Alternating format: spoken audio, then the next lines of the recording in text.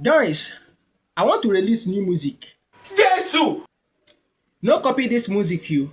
How you go do the music now? handicap. Sing the chorus. You guys will sing the first verse. The second verse, E-Money go come sing for the second verse. So let us go there. Pharaoh let Igbo people go. Pharaoh come talk say Igbo people like money.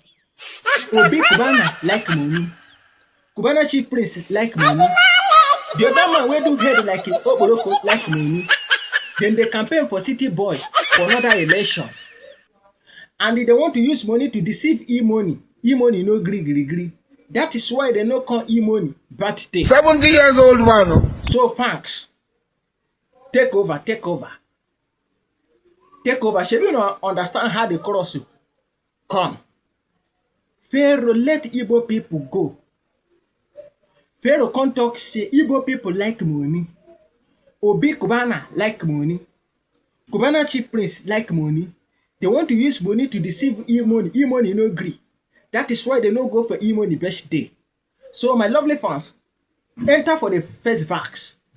No sing the second verse because now E-Money go drop his own for that side.